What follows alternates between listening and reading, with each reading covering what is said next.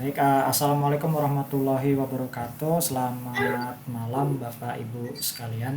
Uh, Waalaikumsalam warahmatullahi wabarakatuh dan selamat malam Waalaikumsalam. Bapak. ya, walaupun sudah masuk jamnya malam, tapi karena ini sesi terakhir, jadi ya kita harus tetap semangat. Namun sebelum kita mulai untuk pembelajaran kita pada malam hari ini yang terakhir mengenai assessment, saya ingin merefresh kembali dulu semangat Bapak Ibu sekalian. Jadi saya punya satu game yang namanya Three Words Story, di mana nanti saya akan memulai satu buah cerita dengan 3 buah kata. Jadi setiap orang harus memberikan 3 buah kata dan orang terakhir harus menutup cerita tersebut. Jadi nanti mungkin contohnya saya mulai pada suatu hari, 3 kata, pada suatu hari jumlahnya. Nanti mungkin yang selanjutnya bisa menyambung ada seorang anak, 3 kata juga seperti itu sampai orang terakhir. Dan silakan Bapak Ibu setelah gilirannya menunjuk Bapak Ibu yang lain untuk melanjutkan ceritanya. Dimulai dari saya siap ya Bapak Ibu ya. Siap Bapak. Oke. Siap.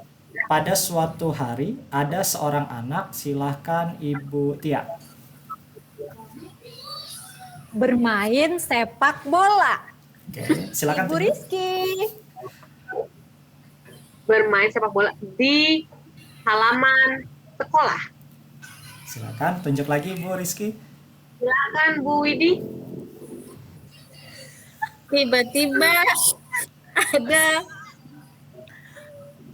anjing. Oke, tiba-tiba bukan pengulangan ya, ada yang kata pengulangan. Oke, lanjut. Terakhir Pak Madi berarti harus menutup cerita. Akhirnya mereka bubar. Yeay, tamat baik. Terima kasih. Dimulai dari ada seorang anak dan di main bola, kemudian juga anjing yang bubar. Baik, cerita yang cukup singkat, padat dan tidak bermakna. Baiklah Bapak Ibu, ya pada malam hari ini kita akan melanjutkan untuk pembahasan mengenai assessment. Jadi pada akhir pembelajaran ini saya harapkan nanti kita masing-masing punya satu kesepemahaman tentang apa sih assessment itu, fungsinya, perannya dan juga jenisnya. Selama ini Bapak Ibu yang kita tahu mengenai assessment, mungkin Bapak Ibu sekalian di sini sudah pernah membuat satu penilaian ya. Assessment itu adalah penilaian. Dan yang paling sering itu pasti kita bergantung kepada, apalagi pada pandemi kayak gini, itu penilaian akhir seperti penilaian akhir semester atau penilaian ujian akhir, ujian sekolah dan seperti itu. Nah, Bapak Ibu, kebanyakan kita terkendala untuk mengadakan penilaian harian seperti itu.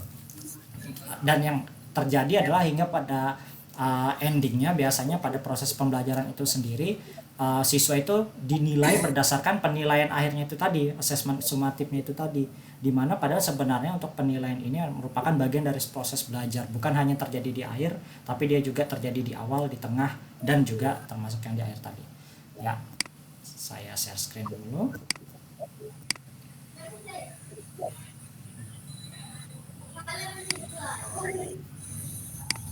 Seperti yang Bapak Ibu lihat, kondisi asesmen kita pada saat ini,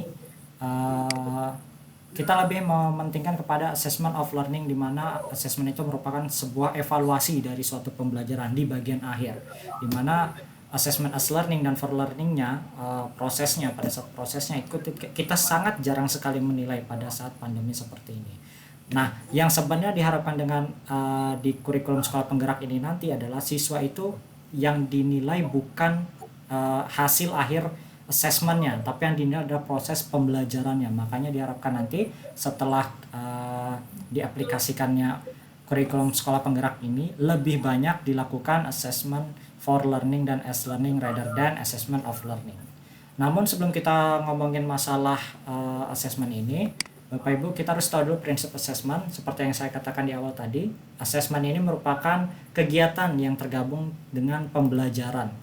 Jadi untuk pembelajaran sendiri prinsipnya ada 5. Pembelajaran dirancang dengan mempertimbangkan tingkat pencapaian peserta didik, pembelajaran dirancang dan dilaksanakan untuk membangun kapasitas belajar peserta didik, kegiatan belajar harus mendukung perkembangan kognitif karakter peserta didik secara berkelanjutan dan holistik atau menyeluruh, pembelajaran yang relevan yaitu pembelajaran yang dirancang sesuai dengan konteks kehidupan dan budaya peserta didik, dan yang terakhir pembelajaran berorientasi pada masa depan dan berkelanjutan atau growth learning.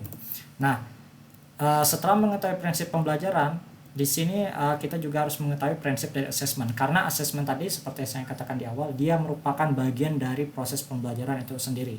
Makanya prinsip yang pertama adalah assessment merupakan bagian terpadu dari proses pembelajaran, memfasilitasi pembelajaran, menyediakan informasi sebagai umpan balik untuk guru, peserta didik, dan orang tua. Yang kedua, assessment perlu dirancang dan dilakukan sesuai dengan tujuan. Jadi harus bertujuan, bukan asal assess. Kemudian assessment dirancang secara adil, valid, dan dapat dipercaya, memberikan informasi yang kaya bagi guru, peserta didik, dan orang tua mengenai kemajuan dan pencapaian pembelajaran, serta keputusan tentang langkah selanjutnya atau assessment, as learning, dan for learning. Assessment sebaiknya meliputi berbagai bentuk tugas, instrumen, dan teknik yang sesuai dengan tujuan pembelajaran yang ditargetkan. Mungkin Bapak Ibu kebanyakan di sini kita sebagai guru taunya assessment itu yang tertulis seperti itu, atau mungkin praktek seperti itu ya. Padahal sebenarnya untuk assessment ini ada banyak sekali, ada instrumen dan teknik yang banyak. Wawancara juga bisa termasuk assessment, project based learning juga termasuk assessment. Laporan kemajuan belajar yang terakhir prinsip dari assessment, laporan kemajuan belajar dan pencapaian peserta didik bersifat sederhana dan informatif, memberikan informasi yang bermanfaat untuk peserta didik, orang tua, dan data yang berguna untuk penjaminan dan peningkatan mutu. Jadi assessment ini merupakan laporan kemajuan belajar yang bisa digunakan oleh peserta didik dan guru serta orang tuanya untuk memberikan tindak lanjut. Ya, seperti yang saya katakan di awal, untuk assessment prinsip pertama merupakan bagian terpadu dari proses pembelajaran, memfasilitasi pembelajaran, menyediakan informasi umpan balik untuk guru, peserta didik, dan orang tua. Jadi assessment ini bisa digunakan untuk merancang pembelajaran berdasarkan hasil assessment. Setelah dilakukan assessment, maka nanti ketahuan kira-kira di mana yang kurang dalam proses pembelajaran tersebut, atau di mana yang harus tetap dipertahankan dalam proses pembelajaran tersebut. Selanjutnya, assessment dikembangkan sejak awal perencanaan pembelajaran sehingga kegiatan assessment terintegrasi dan berkaitan erat dengan pembelajaran. Nah, ini dinamakan dengan assessment diagnostik. Kemudian, keterkaitan antara tujuan pembelajaran dan assessment yang dirancang, termasuk kriteria penilaian, assessment target yang tertarget sesuai kebutuhan belajar, kemudian assessment memberikan pengaruh pada apa dan sebaiknya bagaimana peserta didik belajar. Kedua, dirancang dan dilakukan sesuai tujuan, maksudnya bagaimana assessment itu bertujuan untuk mendorong proses belajar, menjadi bagian dari pembelajaran, mengembangkan kemampuan metakognitif dan refleksi. Assessment formatif, assessment menjadi hasil belajar dan mengambil keputusan di akhir suatu tahapan. Assessment sumatif, nah yang di bagian akhir sumatif, yang di tengah proses pembelajaran adalah formatif, dan menentukan kebutuhan belajar dan membentuk proses pembelajaran individual peserta didik. Sebelum melakukan pembelajaran tersebut, biasanya ada assessment diagnosis untuk menentukan kira-kira si siswa ini kebutuhan belajarnya bagaimana, gaya belajarnya bagaimana, dan sampai mana tingkat ketercapaian pembelajarannya, dan mengacu pada capaian pembelajaran yang telah ditetapkan oleh pusat. Kemudian assessment dirancang secara adil, valid, dan dapat dipercaya, tidak boleh memihak, tidak boleh menguntungkan, memiliki validitas yang tinggi, reliable. Kalau misalnya ini diujikan ke anak yang berbeda, itu hasilnya relevan, maksudnya tidak terlalu timpang jauh, adil dan objektif, menggunakan kriteria dan prosedur yang logis, sistematis, dan jelas, dengan pengaruh subjektivitas penilai yang rendah, jadi tidak berpihak kepada satu peserta didik manapun. Kemudian ada yang keempat, assessment meliputi berbagai bentuk yang seperti saya katakan tadi. Guru diberikan otonomi luas untuk merencanakan dan menggunakan jenis dan teknik assessment dengan mempertimbangkan. Yang jelas Bapak Ibu, assessment bebas, boleh pakai teknik apapun, wawancara, observasi, kuesioner, survei, atau mungkin tertulis. Yang jelas dia harus mempertimbangkan karakteristik mata pelajaran, karakteristik dan kemampuan peserta didik, capaian pembelajaran, tujuan pembelajaran, dan sumber daya pendukung yang tersedia. Seperti itu. Dan yang terakhir, prinsip assessment, laporan kemajuan belajar dan pencapaian peserta didik bersifat sederhana dan informatif. Dia harus memberikan informasi yang bermanfaat kepada peserta didik dan orang tua, dan data yang berguna untuk penjaminan dan peningkatan mutu pembelajaran. Hasilnya harus memberikan makna yang relatif sama untuk semua mata pelajaran. Nilai 100 bermakna sama antara satu mata pelajaran dengan mata pelajaran lainnya. Yang jelas, assessment mudah dipahami dan memberikan informasi yang utuh bagi orang tua. Assessment juga harus menjawab kebutuhan peserta didik akan umpan balik yang memotivasi untuk mengembangkan diri. Assessment juga harus mudah dilakukan oleh guru. Selanjutnya, Seperti yang kita sudah singgung tadi, assessment ada 3 jenisnya, ada assessment diagnostik, ada assessment formatif, dan ada assessment sumatif. Untuk assessment diagnostik ini dilakukan sebelum proses pembelajaran dimulai untuk mengetahui kebutuhan peserta didik tadi. Nah, tujuannya bertujuan untuk mendiagnosis kemampuan dasar siswa untuk mengetahui kondisi awal siswa. Nah, untuk asesmen diagnostik juga terbagi lagi menjadi non-kognitif dan kognitif. Untuk tujuannya non-kognitif itu untuk mengetahui kesejahteraan psikologi dan sosial emosi siswa. Apakah si siswa sedang perasaan tertekan sebelum melakukan pembelajaran, ataukah si siswa memiliki halangan dalam mengikuti pembelajaran, mungkin dia susah fokus atau sebagainya, seperti itu. Mengetahui aktivitas selama belajar di rumah, bagaimana kondisi dia di rumah, apakah benar-benar friendly untuk dia melakukan proses learning di rumahnya. Ketiga, mengetahui kondisi keluarga siswa, mengetahui latar belakang pergaulan siswa, ini juga berpengaruh terhadap pembelajaran siswa, Bapak Ibu. Mengetahui gaya belajar, karakter, serta minat siswa. Untuk yang kognitif, tujuannya adalah mengidentifikasi capaian kompetensi siswa, sejauh mana dia pemahaman terhadap suatu mata pelajaran atau capaian pembelajaran, menyesuaikan pembelajaran di kelas dengan kompetensi rata-rata siswa, memberikan kelas remedial atau pelajaran tambahan kepada siswa yang kompetensinya di bawah rata-rata. Kemudian asesmen non-kognitif dilakukan di awal pembelajaran, yang kita gali seperti yang sudah disebutkan di awal, kesejahteraan psikologi, aktivitas, kondisi keluarga, gaya belajar, dan lain-lain.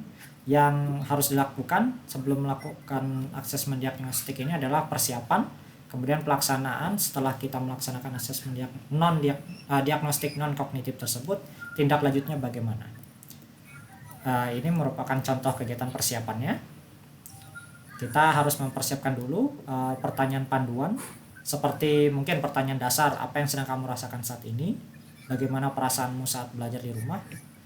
Kemudian ada pertanyaan kunci, bisa jadi seperti apa saja kegiatanmu selama belajar di rumah, apa hal yang paling menyenangkan dan tidak menyenangkan ketika belajar di rumah, dan apa harapanmu. Harapan mungkin bisa lebih kepada cita-cita, atau mungkin setelah dia mengikuti pembelajaran tersebut, mata pelajaran tersebut, kira-kira apa yang diharapkan akan dia capai. Nah, untuk kegiatan pelaksanaannya, setelah tadi kita menyiapkan daftar pertanyaannya, kita bisa melakukan seperti bercerita atau wawancara, counseling. Ini biasa. Jadi tugasnya ini sebenarnya bukan lagi berpusat di guru BK, Bapak Ibu. Di guru mapel sendiri pun juga dilakukan asesmen diagnostik seperti wawancara, karena kita taunya kan bercerita tuh tugasnya counseling ya, counselor, seperti itu. Nah, kemudian ada juga menulis, bisa juga menggambar, juga bisa seperti itu dari gambaran. Kemudian untuk tanya jawab, pastikan strateginya, pertanyaan jelas dan mudah dipahami, tidak berbelit-belit, menyertakan acuan atau stimulus informasi yang dapat membantu siswa menemukan jawaban, memberikan waktu berpikir pada siswa sebelum menjawab pertanyaan. Kemudian untuk non-kognitif, tindak lanjutnya setelah melaksanakan tadi,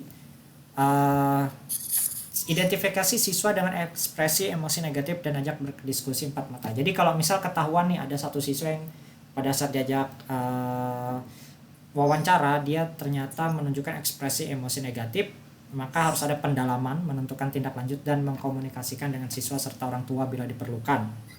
Kemudian mengulangi pelaksanaan asesmen non-kognitif pada awal pembelajaran. Setiap awal pembelajaran diulangi lagi asesmen non-kognitif tersebut.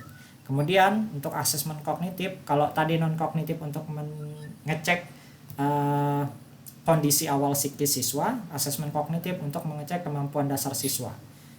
Ya. Untuk persiapannya tetap sama tahapannya, ada persiapan, pelaksanaan, diagnosis, dan tindak lanjut.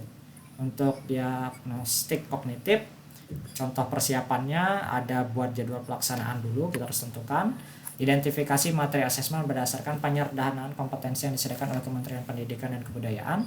Susun pertanyaan sederhana yang meliputi 2 pertanyaan sesuai kelasnya dengan topik capaian pembelajaran baru atau CP baru, 6 pertanyaan dengan topik 1 kelas di bawahnya, 2 pertanyaan dengan topik 2 kelas di bawahnya.